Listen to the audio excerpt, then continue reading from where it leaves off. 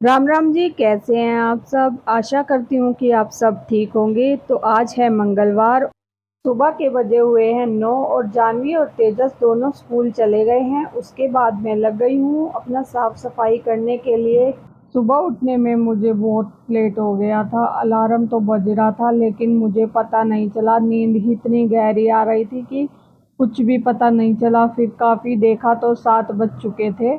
फिर मैंने जल्दी से जानवी और तेजू को उठाया और उठाकर दोनों को जानवी तो अपने आप ही नहा लेती है और तेजू को नहलाया और उसके बाद उन दोनों को तैयार करके उनके लिए सिर्फ सिंपल पराठे बनाए, क्योंकि काफ़ी लेट हो गया था और ज़्यादा लेट हो जाते। जानवी को तो उसके पापा छोड़ के आए थे, फिर तेजू को मैं छोड़ के आई थी, क्योंकि तेजू है ना 15 मिनट बाद ही जाता है जानवी के, तो उसको मैं ही छोड़ने चली जाती हूँ। तो जी, मैंने सारा सारा ऊपर से बेड वगैरह झाड़ दिया था और जो हमारा सोफ़ा कम बेड था ना उसको उठा के बेड पे रख दिया। फिर सारे से मैंने झाड़ू लगा दी थी और जल्दी जल्दी मैं काम कर रही थी, क्योंकि मेरे क्लाउड किचन का भी ऑन होने वाला था। आउटलेट जो होता है ना अपने आप ही 8:45 पे अपने आप ही ऑन हो जाता है।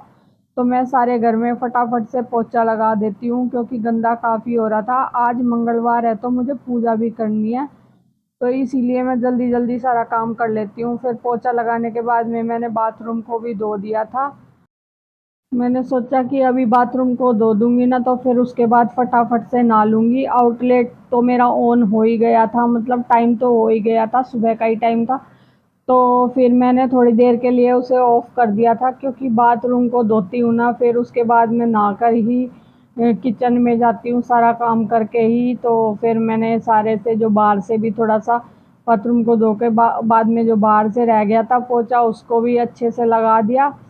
आजकल बारिश होती रहती है ना थोड़ी थोड़ी, तो इसलिए ज़्यादा उमस हो रखी है। बहुत चिपचिपा सा शरीर हो रखा, बिल्कुल चिपचिपा हो गया था। फिर मैं नहाने के लिए चली गई, नहा कर आई। फिर किचन में आकर मैंने आटा लिया और फिर थोड़ा सा आटे को भिगाया था, क्योंकि आज मंगलवार है तो मुझे लगानी है जोत बाबा जी की। तो आज मंगलवार में उनका प्रसाद बनाऊंगी चूरमे का।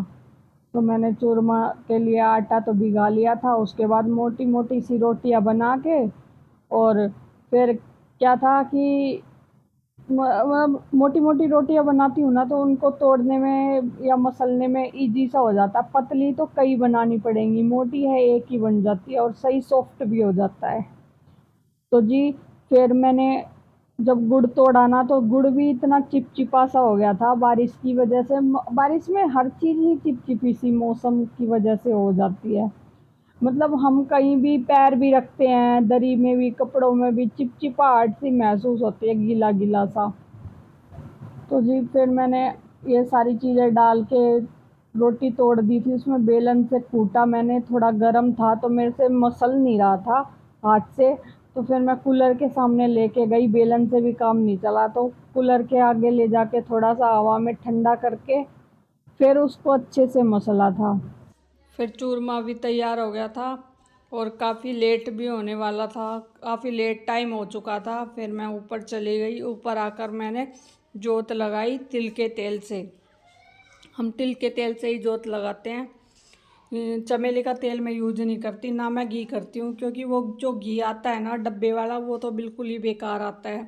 मुझे तो तेल ही सही लगता। उसके बाद मैंने आरती करी बाबा जी की और हनुमान चालीसा भी करी और फिर बाबा को भोग लगाया। और आपको मेरा व्लॉग कैसा लगा कमेंट करके ज़रूर बताना और मुझे सब्सक्राइब